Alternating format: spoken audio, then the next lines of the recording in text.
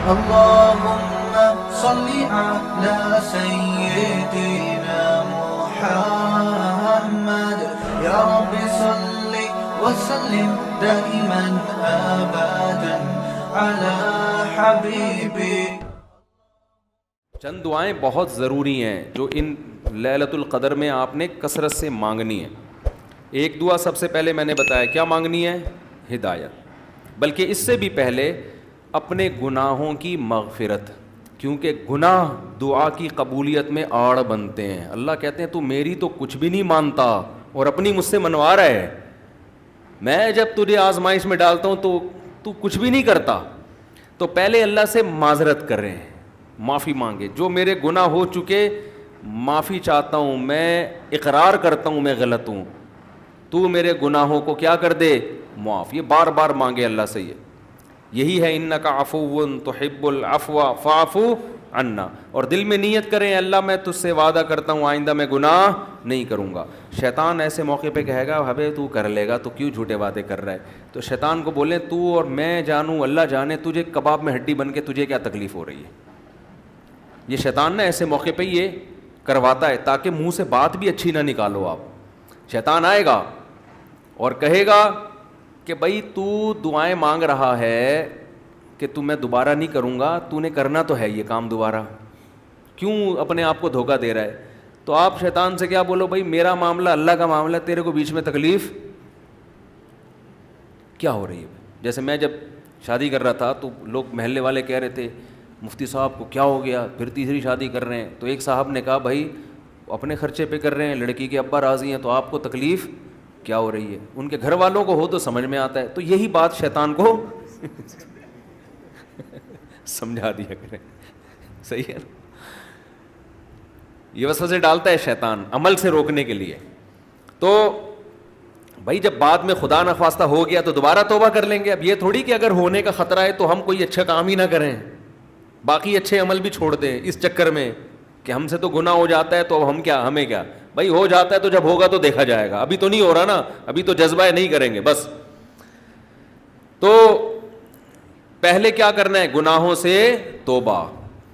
اس کے بعد ہدایت کی دعا. سب سے بڑی ضرورت کیا ہے؟ سیدھے راستے پر چلنے کی توفیق. اس میں اپنے لیے، بیوی بچوں کے لیے، اپنے والدین اور بہن بھائی اور ان کی ازواج اور اولاد، یہ پورا بڑے بڑے رشتے کور ہو گئے اس میں، ٹھیک ہے نا. پھر تیسرے نمبر پر دین کی خدمت کی دعا کہ اللہ ہم سے دین کا بہت کام لے لے، کیونکہ علماء کے لیے تو سب سے بڑا کی فضیلت ہی یہی ہے کہ اللہ ان سے دین کی خدمت لے لے. وہ دنیا میں کاروبار کے لیے نہیں ہے، شادیوں کے تو ایک ضمنی چیز ہے، اس کے لیے شادیوں کو پروموٹ کرنے کے لیے ضرور ہے کیونکہ وہ بھی دین کا ایک حصہ ہے. تبھی ہمارے حضرت مفتی رشید احمد صاحب کہتے تھے علماء کو خود شادیاں نہ کرو، لوگوں کو ترغیب دو.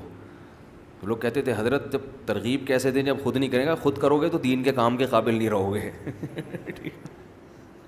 اتنے جھگڑے ہوں گے نا کہ بس اسی کام کے رہ جاؤ گے اور کسی کام کے نہیں رہو گے. تو البتہ یہ سنت ہے ضروری تو لوگوں کو ترغیب دو، لیکن وہی بات ہے کہ ایسے ترغیب دیں لوگ کہیں گے خود کر نہیں رہا.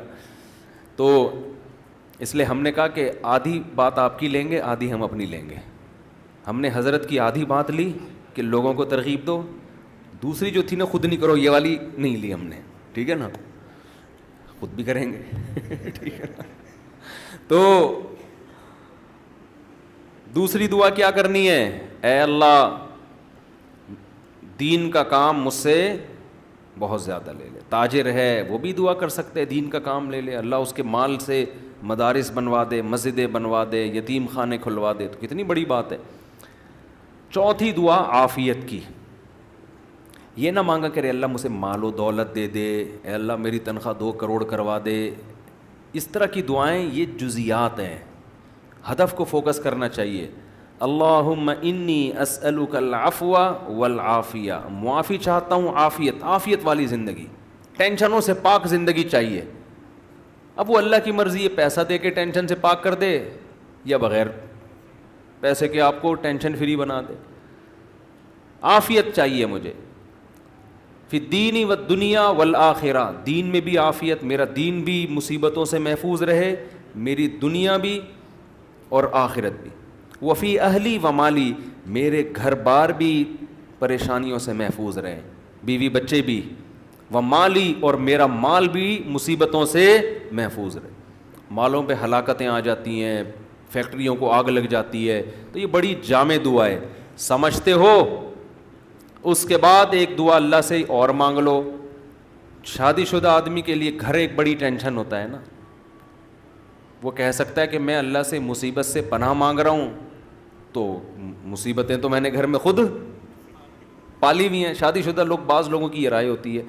تو یوں دعا مانگو، ربنا ہب لنا من ازواجنا وذریاتنا قرۃ اعین، اے اللہ ہمیں ہماری ازواج یعنی بیویوں اور اولاد کی طرف سے آنکھوں کی ٹھنڈک. یہ دعا عورت بھی مانگ سکتی ہے، کیونکہ زوج کا لفظ بیوی پر بھی اور شوہر پر بھی. آنکھوں کی ٹھنڈک دے، ان کو ہماری آنکھوں کی ٹھنڈک بنا دے.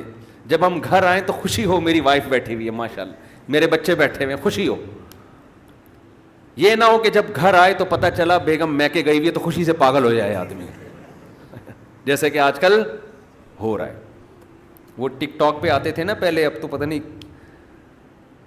موقع ہی نہیں ملتا دیکھنے کا. وہ ایک آدمی کا دکھایا، اس کی بیوی میکے جا رہی ہے تو وہ بڑا پریشان نہ کہ یار جا رہی ہے، کوئی افسوس ہوا، اور ادھر منہ کر کے خوشی سے ناچ رہا ہے. ٹھیک ہے نا. تو یہ کنڈیشن نہ ہو. اے اللہ ہمارے گھر والوں کو اور اولاد کو ہمارے لیے آنکھوں کی ٹھنڈک. آنکھوں کی ٹھنڈک کا یہاں مطلب یہ ہے کہ ان کو نیک بنا دے. ان کو کیا بنا دے؟ نیک، شریف، شرفا. نماز روزے میں لگے ہوئے ہوں، گھر جاؤ تلاوت کا ماحول ہو، دعاؤں میں لگے ہوئے ہوں، تلاوت کر رہے ہوں. تو جس کی فطرت صحیح ہو اسے یہ عمل دیکھ کر اس کی آنکھیں کیا ہو جاتی ہیں؟ ٹھنڈی.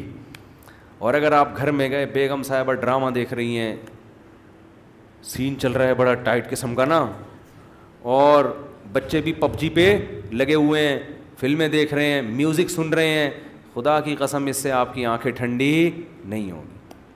میں لوگوں سے کہتا ہوں اپنی بچی کو اسکارف پہناؤ، پراپر ڈریس پہناؤ، پھر دیکھو کتنی پیاری لگے گی آپ کو. اور آپ اس اسکارف جو ہے نا، اور اسکرٹ پہنا دو، سلیو لیس کپڑے پہنا دو، آپ کو وہ آنکھوں کی ٹھنڈک نہیں لگے گی. گھر کا ماحول دینی ہو، طہارت کا، نماز کا، تلاوت کا، معمولات کا.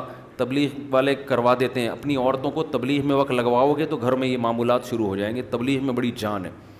بڑے بڑے لوگوں کو میں نے دیکھا ہے، بیگم کنٹرول میں تھی، تبلیغ میں لے گئے، صحیح ہو گئی، وہ گھر کا ماحول بن گیا. اور گھر کا ماحول عورت سے بنتا ہے، آدمی سے نہیں بنتا. تو آنکھوں کی ٹھنڈک بنا دے. وَجْعَلْنَا لِلْمُتَّقِينَ إِمَامًا، یہ اسی کی تفسیر ہے. اور ہمیں پرہیزگاروں کا امام بنا. یہ مطلب نہیں کہ اگلے الیکشن میں ہم جیت جائیں.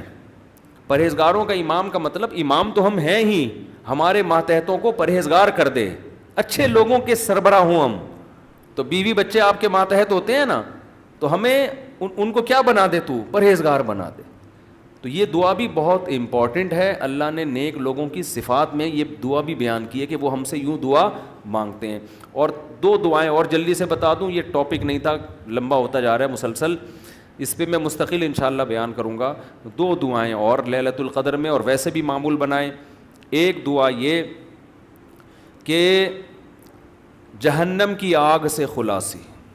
بار بار قرآن یہ بیان کرتا ہے، جنت کی طلب اور جہنم کی آگ سے خلاصی.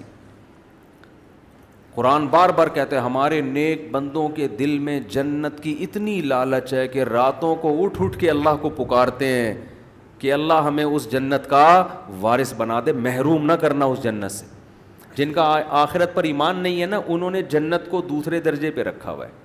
میں بھی ہو سکتا ہے جنت ہو، مل جائے تو ٹھیک ہے، اس طرح سے مانگ رہے ہوتے ہیں.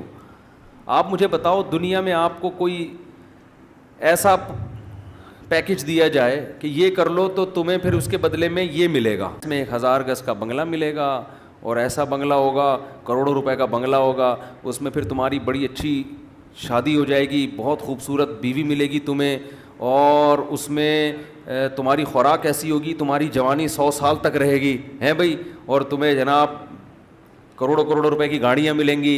یعنی جنت کے 10ویں حصے کی بات اگر ہم سے کی جائے دنیا میں، تو میرا خیال ہے سارا دن اس کی تلاش اور طلب کے علاوہ ہمارا کوئی کام نہیں ہوگا. کیونکہ یقین ہے نا، اس دنیا کو دیکھا ہوا ہے، آخرت کو دیکھا نہیں ہے.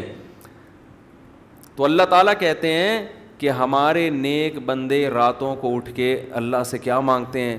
جنت. کہ اللہ ربنا وآتنا ما وعدتنا علی رسلک، اے اللہ تو نے پیغمبروں کی زبان سے جس جنت کا ہم سے وعدہ کیا ہے وہ اس وعدے سے ہمیں محروم نہ کرنا، وہ دینا ہمیں جنت، ہم محتاج ہیں اس کے، وہ بڑی دل نشیں جنت ہے، ایسا نہ ہو کہ نیک لوگ اس میں جا رہے ہوں اور ہمیں اس سے روک دیا جائے، اس وقت یہ منظر قہر بن کے گرے گا آپ کے اوپر، یہ بہت بڑی ٹینشن ہوگی، اور جہنم کی آگ سے پناہ، ربنا صرف عنا عذاب جہنم، جہنم کی آگ کو ہم سے دور کر دے۔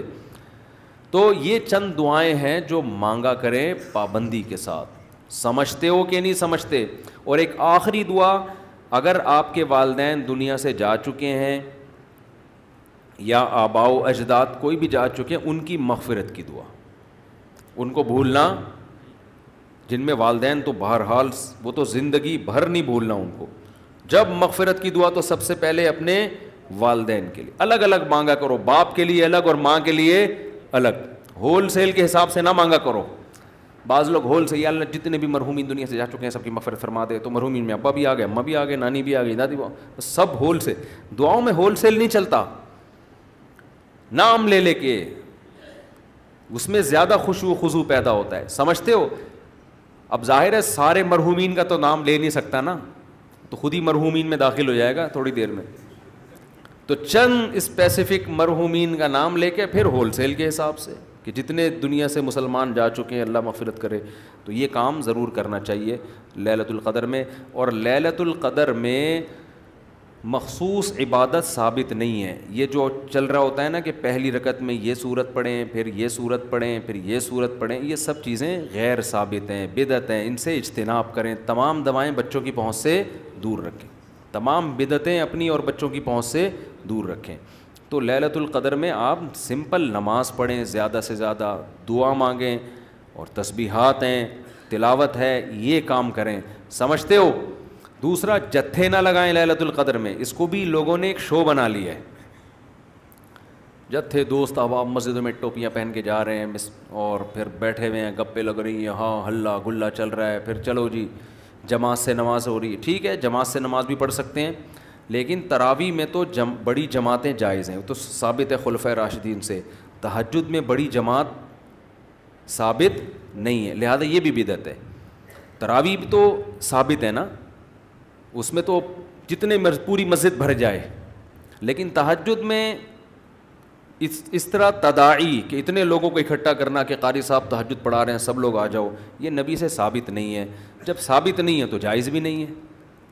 تو اس لیے تہجد میں اگر کسی نے جماعت پڑھنی ہے، 2-3 سے زیادہ افراد کو اکٹھا بولو نہ کرے، تاکہ زیادہ تعداد نہ ہو جائے لوگوں کی، لیکن بہتر یہی ہے کہ اپنے طور پہ پڑھیں تہجد۔ تراویح ہو گئی جماعت کے ساتھ، باقی نوافل کیسے پڑھیں؟ انفرادی میں الگ اللہ سے تعلق بنتا ہے، جماعت میں الگ تعلق بنتا ہے، تو اس میں انفرادی کو فوکس کریں۔ تو کوئی مخصوص صورتیں پڑھنا، پہلی رکعت میں یہ، دوسری میں یہ بھی بدعت ہے۔ صلاۃ التسبیح کی جماعت بھی جائز نہیں ہے، سمجھتے ہو؟ صلاۃ التسبیح انفرادی طور پر تھوڑا سا اختلافی مسئلہ ہے، جمہور علماء کے نزدیک سنت ہے، بعض کچھ علماء ایسے بھی گزرے ہیں جو صلاۃ التسبیح کو نہیں سنت مانتے، وجہ اس کی یہ ہے کہ وہ کہتے ہیں اس بارے میں کوئی بھی صحیح حدیث موجود نہیں ہے، لیکن چونکہ روایات کی کثرت ہے، اور کثرت سے جب روایات ہوتی ہیں تو درجہ حسن تک حدیث پہنچ جاتی ہے، اس بیس پر بہت سے علماء کی رائے یہی ہے کہ پڑھ لینی چاہیے۔ تو جو اختلافی مسئلہ ہو اس میں اگر کوئی بھی رائے رکھتا ہے تو اس میں شدت جائز نہیں ہے، سمجھتے ہو کہ نہیں سمجھتے؟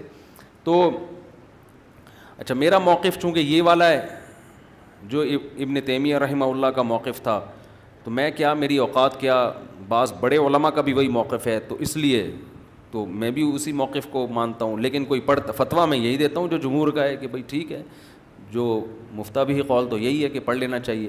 عبداللہ بن مبارک، علامہ ناصر الدین البانی رحمہ اللہ نے اس مسئلے میں عبداللہ بن مبارک کی تقلید کی ہے، ان کی نظر میں بھی اس بارے میں کوئی حدیث صحیح نہیں ہے، لیکن چونکہ عبداللہ بن مبارک سے اس کی سنیت منقول ہے تو انہوں نے اس مسئلے میں تقلید کی ہے، کس کی؟ عبداللہ ابن مبارک کی، کہ اتنے بڑے آدمی پڑھتے تھے تو ٹھیک ہے۔ تو خیر کہاں سے لمبی بات چلی گئی، تو لیلۃ القدر میں دعائیں مانگنی ہیں اور گناہوں سے معافی. تو گناہوں سے معافی میں گناہ دماغ میں ہوں گے تو معافی مانگے گا نا. تو پہلے اپنے گناہوں کے بارے میں سوچنا بھی ہے کہ میرے اندر خرابیاں ہیں کیا. تو there are two types of خرابیز. خرابیوں کی کتنی قسمیں ہیں؟ دو. ایک اللہ سے معاملہ ٹھیک نہیں ہے, ایک اللہ کے بندوں سے. تو اللہ سے جو معاملہ ٹھیک نہیں ہے, فرض نماز آپ کے ذمے, روزے آپ قضا کر رہے ہیں, بد نظری کر رہے ہیں, سود کھا رہے ہیں, زنا کر رہے ہیں, انٹرنیٹ پر فحش فلمیں دیکھ رہے ہیں, داڑھی کاٹ رہے ہیں اور ازار ٹخنوں سے نیچے رکھتے ہیں اور زکوٰۃ نہیں دیتے, یہ سب کس کے حقوق ہیں؟ اللہ کے. حج نہیں کیا, فرض ہوا ہوا ہے آپ کے اوپر. اور مخلوق کے حقوق کیا ہیں؟ سب سے پہلے دیکھنا ہے وراثت تو پھوڑ پھاڑ کے نہیں بیٹھا ہوا میں کہیں. ابا کا انتقال ہو گیا, ایسا تو نہیں میں کسی کا حصہ کھا رہا ہوں. بہن کے حقوق میں آتا ہے نا, وراثت پھوڑ پھاڑ کے بیٹھا ہوا ہے تو بھائی سب سے پہلے بہن کی وراثت اس کے حوالے. بڑا بھائی ہے تو چھوٹے بھائیوں کا حق تو نہیں کھا رہا, سمجھتے ہو؟ تو مخلوق میں سب سے پہلے مالی حقوق ہیں. پھر دیکھو قطع رحمی تو نہیں کی ہوئی, ایسا تو نہیں کوئی قریبی رشتہ دار ہو جس کو پورے سال آپ پوچھنے کی توفیق ہی نہیں ملتی. تو قریبی رشتہ داروں کو منا لو, تھوڑا سا ہیلو ہائے کر لو, سلام دعا کر لو ان سے, کیا جا رہا ہے اس میں. تو یہ موٹے موٹے رشتہ داروں کے حقوق یہ سوچ کے اللہ سے توبہ کر لو اور وہ حقوق ادا کر لو. پھر لیلۃ القدر بنے گی. جس طرح سے آج کل لیلۃ القدر منائی جا رہی ہے نا, حالانکہ وہ منانے کی چیز نہیں ہے, لیکن جس طرح سے منائی جا رہی ہے اس طرح تو بھائی ہزاروں لیلۃ القدر آ جائیں تو کیا فائدہ. تھوڑی بہت عبادت کا ثواب تو مل جائے گا, لیکن جو فضیلت ہے گناہوں سے توبہ کی توفیق, اور اللہ تعالیٰ فیصلے کرتے ہیں پورے سال, تو جب جو وراثت کھانے کا ارادہ کر کے بیٹھا ہوا ہو اس کے لیے کیا فیصلے ہوں گے پورے سال, خود سوچ لو آپ. تو یہ تھوڑا لیلۃ القدر کے حوالے سے کچھ باتیں تھیں. اللہ عمل کی توفیق دے. بس اب مختصر